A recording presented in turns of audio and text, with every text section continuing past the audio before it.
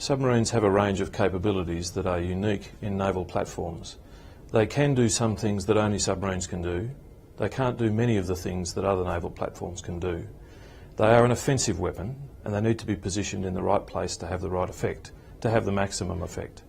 And in our environment, when you compare it with places like Europe, where distances are substantially shorter than we're talking about in Australia's context, the right places for those submarines to be to get the right effect are an awfully long way from home, and they're across ocean transits where weather can be extreme, and they go from cold water in the south to extremely warm water in the north. So the submarine needs to be able to cope with a diversity of conditions to start with, and it needs to be able to go a long way and stay a long time in the places where it's going to have the most good. The issue with submarine endurance is important from our point of view because of the distances involved. Endurance is not about how much fuel you carry. Endurance is about the crew. Have you got enough crew to do the job that is to be done? Can you feed them for long enough once they get there? Once they get there, can they stay long enough to be effective in the patrol that they're required to do? Those are the key issues. Endurance is all about people. It's less about fuel. Within that study, we also think the life could be extended, so 3, 4, 5 years, yet to be firmly determined. I call that a remnant life assessment, but we've seen no stoppers currently to being able to extend the life. I very much hope that the new submarine was built here. Difficult question in the sense of how long to design and build. There are 4 options that the government want to study, which are all sensible options. One will be military off-the-shelf design with some Australianisation to the standards that we use here. One would be an evolved military off-the-shelf design, another would be an evolved Collins, and the last one would be a brand new submarine design that we most likely would do here in Australia. I think in degrees of timescale, really, the Australianised MOTS has a small design involvement in it. Maybe 2 or 3 years, or probably less than that. And then the build timescale for that would be probably roughly the same time as any of the other options. There are a couple of capabilities that are priority. One of the key mission sets for our submarines is countering an adversary's submarines. It must be designed to do that well.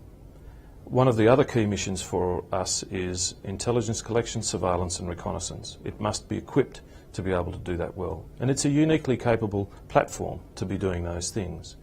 If you can do both of those things well, then you will have a submarine which can do very well what people traditionally see of submarines, and that's sinking ships. There are other missions that are available to submarines by technology these days too. Land attack cruise missiles, mine warfare, special forces. These are all additional mission sets, but they are probably of a lesser priority in the big scheme of things. But they do need to be designed into the submarine to begin with.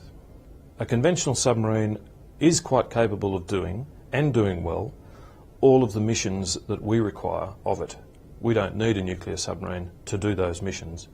And in any event, Australia is not a nuclear nation, and to embark on submarines would be asking an enormous amount and imposing a phenomenal additional cost into the whole equation. And the evolved Collins would have more design work involved with them, maybe 4 to 5 years worth of design work. In simple terms, unless we had a nuclear power industry here in Australia, we would find it very difficult to produce a nuclear submarine, or indeed operate a nuclear submarine. We know quite well from examining the European submarines what they're capable of, and they are very good submarines, but they are designed for a different job. They're designed for a different job in a different operating environment with very different characteristics from where our submarines must operate, and the job that makes the most sense for a submarine in our environment. The government's currently announced plan is that we'll go back and have some consideration about the options that they want further developed, what we call first pass, in the 2013-14 timeframe, with an expectation of going back in about 2017 to decide which submarine is to be built. The US is quite comfortable with who we choose.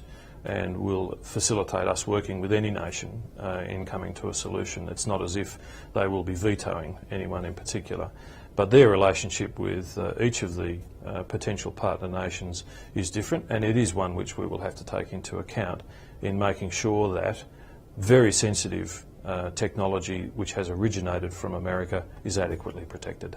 You look at something like Collins, it's one of the most complex things that man could ever possibly make, comparable to a Challenger space shuttle, which is no longer sort of flying.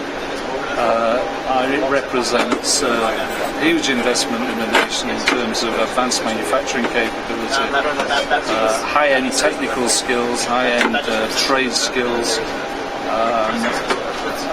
quality production second to none. I mean, it's the epitome of a manufacturing nation, really, and my belief is we should continue to build submarines here to make us the high end of a manufacturing country, a wealth-creating country, and you know, if you build a submarine, that's where you're going to be. There is no question, and no argument from the Navy, that we have not been getting from Collins the reliable service that we expect to get, and there's a great deal of attention being paid to that.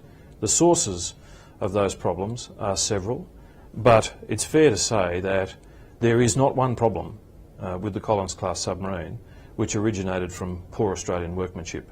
There simply is not. Collins class submarines were extremely well built by Australian tradesmen and women to world-class standards. The issues all come from elsewhere. I don't think that there's too much doubt from the work that's been done so far that Collins can continue to run and continue to be a viable military capability in the context of the threats that we might anticipate having to confront through to the end of its life and probably beyond.